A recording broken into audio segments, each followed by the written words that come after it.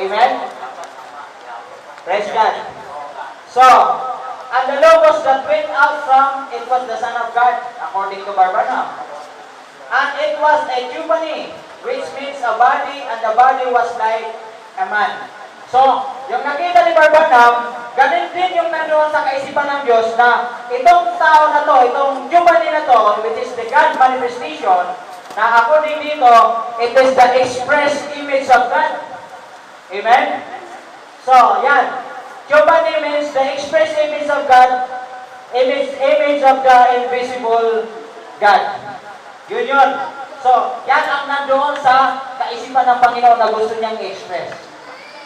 Amen? So, ilabas mo na. So, yun ang, yun ang logos ng Panginoon. So, pangalawa, Jubani is a human body. The next para... Bumalik siya doon, ganyan. Okay, next. Labas mo na. Jubani is a human body that glorified. Ito yung binabanggit ko na. Jubani is a human body that's glorified, not exactly with flesh and blood like it will be in its glorified state, but it is a form of a human body that doesn't eat, no? Neither does it drink, but it's a body that's waiting for us as soon as we leave this one. Now and then, we enter into the body, and that's the kind of body that God was. Amen? For reason, let us make man in our image and likeness. So, itong likeness na to, sa time ni Adam, nung create niya, nawala yun dahil sa kasalanan. Genesis 1:27, itong image na to, ito na yung perfect image na naroon sa kaisipan ng Panginoon na gusto niyang panahanan. Amen? It was the sinless body that God was prepared before the foundation, before the creation began. Amen? So ito yung gagamitin niya para ma-express yung kanyang pagka-Diyos, i-express niya yung kanyang pagka-Savior o Judge King. Itong larawan na to na nandoon sa isipan ng Panginoon. Amen? Nakuha niyo mga kapatid? Amen. Praise God. Sana makuha nyo itong maikling message. So, in the beginning, God created. Sa Genesis 1:1. In the beginning, God created the heaven and the earth. Amen. Kanina, doon sa 3 belief, no? Mayroon tayong 1, 2, 3 na belief. Ang sinabi roon, mayroong tatlong persona na occupying in the throne, si Heaven. Katapos may dalawang trono, no? Na before the creation, naroon na sila co-existed, di ba? Para sa kalaman. Ngayon, ito na. Kung sila ay dalawang existed na, sino ang gumawa ng lahat ng bagay? Dalawa ba sila? O isa? Ha? Dito pa lang, sa in the beginning, God, when we see God, it is the description of Elohim. Right. Amen? In the beginning, God created the heaven and the earth. Yan ang pasimulan ng kanyang creation para maihayag yung kanyang larawan. Amen. Praise God. So, next. And God said, let us make man in our image after our likeness. Ito yung nilarawan na likeness, and let him have dominion over the fish of the sea, and over the fowl of the air, and over the cattle, and over all the earth, and over every creeping things that creepeth upon the earth. Ito ang nasa kaisipan ng Panginoon na gusto niyang ihayag sa katauhan ni Adam. 27. So God created man in His own image, in the image of God created He, him, male and female, created He them.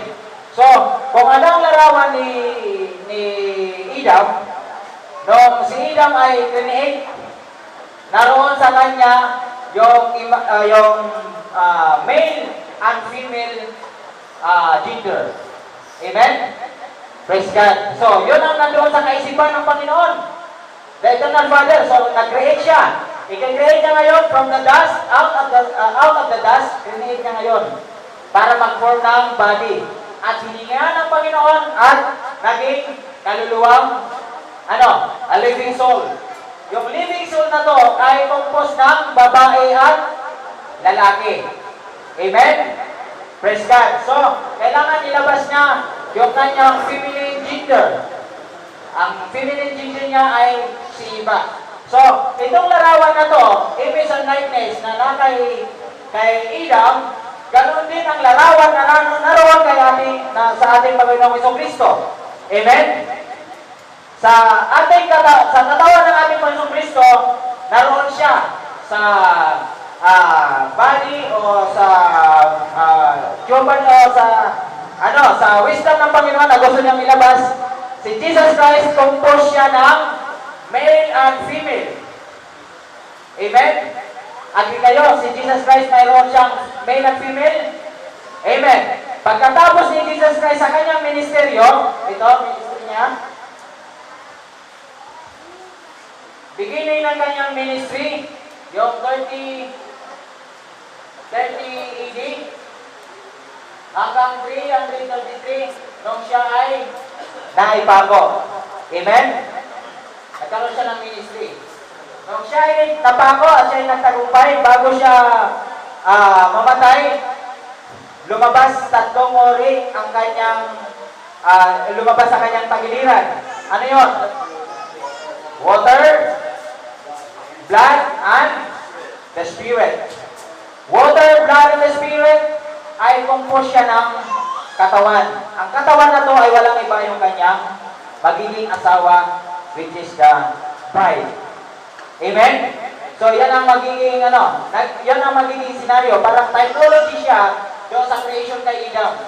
Nung siya ay sinulog, binutasan yung kanyang tagiliran, lumabas ang kanyang tawag dito, lumabas ang kanyang asawa. Iluluwal ang kanyang asawa. Kailan iluluwal ang kanyang asawa? Nung bababa ang Espiritu Santo sa Pentecost at maghahanap. Imomold niya yung kanyang bride. Amen. So, yun ang nagiging senaryo. Typology siya. Nakikita natin yung lihim o yung mystery ng pagka-Diyos ng Diyos, no? Na kanyang ihahayag sa magitan ng kanyang anak, which is our Lord Jesus Christ. Itong katawan na to ay inihanda ng Diyos na sukat na panahanan niya para magkaroon tayo ng conversation through Jesus Christ. Amen? Meron pa ba kung time? Ha? 10 minutes. So, kung hindi ito matatapos, hindi matatapos ito dahil meron pa tayong celebrity. Alam natin na meron kayong tanong sa inyong mga puso. Amen? Ngayon, meron pa kayong tanong. Ayun, isulat nyo na sa papel ninyo, ano ba ang pwede kong itanong? Kasi sa magitan ng mga tanong natin, doon lang tayo magkakaroon ng liwanag sa ating lambong na hindi natin naiintindihan. Amen? Praise God. So, ano pa? O naman tayo. Male and female. Next. Ito. For we know, sa 2 Corinthians 5:1-2, for we know that if our earthly house of this tabernacle were dissolved, we have a building of God, and house not made with hands, eternal in the heavens. For in this we groan, earnestly desiring to be clothed upon with our house which is from heaven. So itong inaanda ng Diyos na tabernacle, yung katawan mismo ng ating Panginoong Kristo na sukat panahanan ng ating Panginoong Diyos. Amen? Na hindi ginawa ng tao. Amen? Hindi gawa ng tao. Kundi gawa ng Panginoon through the Spirit. Amen? Okay, next. Ubusin natin yung time. That the company was made flesh in the person of Jesus Christ. Ito na yung may verbal na. So, mayroon na nga discrepancy dyan. Next. So, sa Old Testament, ito yung attribute ng Panginoon, yung karakteristik ng Diyos ay naroon lagi sa kanila. Bilang pillar of fire. Okay, slide. Ayan. Siya lagi ang nag-guide. Ayan. Okay, wala na. Pillar of fire. Ayan. The Old Testament, Exodus 30:21, the Lord went before them by day in a pillar of clouds to lead them the way, and by night in a pillar of fire to give them light to go by day and by night. So, ang Diyos laging naglilid sa kanila para hindi sila mapariwara. Bakit? Sila ang mga tinawag ng Panginoon before the foundation of the world. Tayo din ngayon, mga kapatid, ang pillar of fire natin, hindi lang doon sa baptism of the Holy Ghost. No? Hindi lang doon sa sensation ng natanggap, hindi ako pwede mag-share pag hindi ako nakatanggap ng Espiritu Santo. Hindi pwede akong mangaral pag hindi ako basbas ng Espiritu Santo. Amen? Ang basbas ng Espiritu Santo ay doon sa katotohanan na natanggap natin. By sharing of the Word, patunayan ang lahat ng bagay. Amen? Na hindi ka lang tumanggap at tanggap ka na lang ng tanggap, kundi kailangan ikaw mismo magpatunay na ito ay totoo. Hindi lang sinabi ni Pastor, no? Hindi lang yung sinabi ng iyong kapatid, naniwala ka na, bagkos ikaw mismo ay magpatunay sa sarili mo na ito ang sinasabi ng Biblia at ito ang sinasabi ng Panginoon. Amen?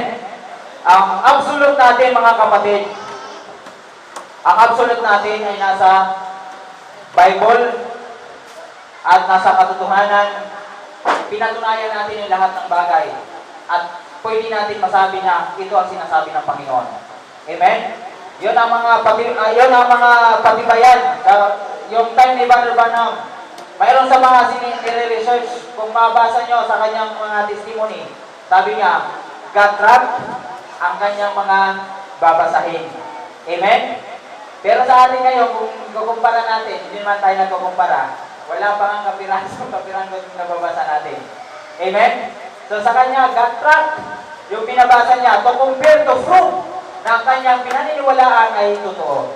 Ganon din tayo. Sa panahon natin ngayon, hindi tayo nagkakaroon ng discrepancy. Hindi tayo nagkakaroon ng tawag nito, discrimination sa kapwa natin. Bagkos tinatanggap natin lahat, patunayan natin lahat ng bagay. Hindi lang ako magpapatunay, kundi bawat individual sa atin ay mayroong karapatan para magpatunay ng lahat ng bagay. Amen? Praise God. Palakpakan natin ang Diyos na buhay. Hallelujah. Praise God.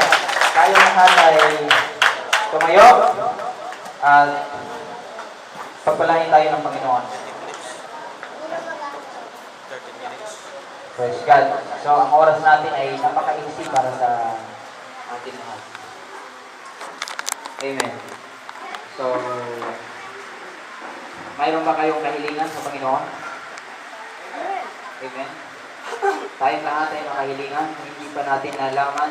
Kung gusto nyong magpatunay ang lahat ng bagay, mayroon kayong kahilingan na hindi nyo pa natanggap, naabot, ay tikit nyo lang ang inyong kamay, and then, manalangin kayo sa Panginoon, taas nyo ating mga kamay para sa, kung mayroon kayong kahilingan, deep inside, the whole heart, yung buong puso natin ay ilagay natin sa Panginoon, na Panginoon, sabihin natin na aking kahilingan gusto kong matupad. Kung gusto man natin magministeryo sa Panginoon, humiling kayo sa Panginoon para tayo ay bigyan ng ministeryo ng Panginoon. Yan lamang ay makakamit natin sa magitan ng ating kahilingan. Amen? Pero pag hindi tayo humiling, wala tayong aasahan na matatanggap. Amen? Humiling tayo sa Panginoon. Ang Diyos ay handa kang tugunin sa lahat ng iyong nais, kapatid. Amen? Praise God. Tayo lahat ay manalangin. Dakilang Diyos sa mga makapangyarihan sa lahat, the Creator of all things, the self-existed one, O God, the Father of our Lord Jesus Christ. Amen. Hallelujah. Salamat po, Panginoon, sa mga bagay na pinahayag mo sa bawat isa sa amin. Bagamat kakunti ang oras, Panginoon, bagkos, Lord, sapat ang oras para sa amin na dapat namin sampalatayanan ngayong hapon o ngayong umaga, Panginoon. Hallelujah.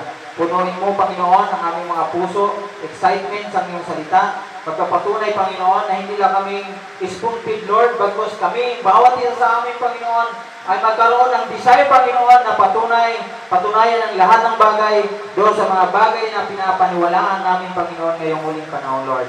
Salamat po, Panginoon, yung mystery of the Godhead na kung saan ay tinago mo sa mga pantas, Panginoon, at inayag mo sa mga baby, Panginoon, na kung saan walang alam ng ilang Diyos.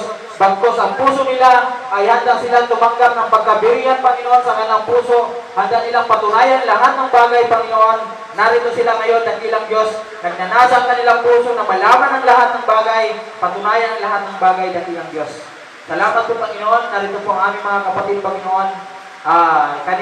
Narito po sila, nagtataas sa kanilang mga kamay, Panginoon, at mayroon silang mga kahilingan, dakilang Diyos. Ikaw lamang po ang kapatid dito, Panginoon. At ang aking lamang tungkulin, Panginoon, ay humiling sa iyo. Humiling sa iyong pangalan, Panginoon, na ang kanilang mga kahilingan, Panginoon, ay iyong tutugunin, dakilang Diyos. Gamitin mo lamang ang iyong maliit na lingkod, Lord, upang humiling sa iyong paanan, dakilang Diyos. Gamitin mo lamang siyang mediator na humiling sa iyong paanan, Lord, na igawan mo, Panginoon, ang kanilang kahilingan, dakilang Diyos, sa kanilang buhay, dakilang Diyos. Lihim man ito, Panginoon, mga inuusal man ito, Panginoon, kanilang man itong binabanggit o hindi man binabanggit, Panginoon, ikaw po ang nakakaalam, Lord, ang kanilang mga kahilingan ay gawan mo po by this time, Lord. Hallelujah. Salamat po, Panginoon. Ang bindigasyon mo, Panginoon, sa magitan ng iyong salita ay manguna sa bawat isa sa amin. Pagpalain mo kaming lahat sa pangalan ni Kristo Jesus. Ito ang aming dalangin. Amen and amen. Hallelujah. Praise God. Amen.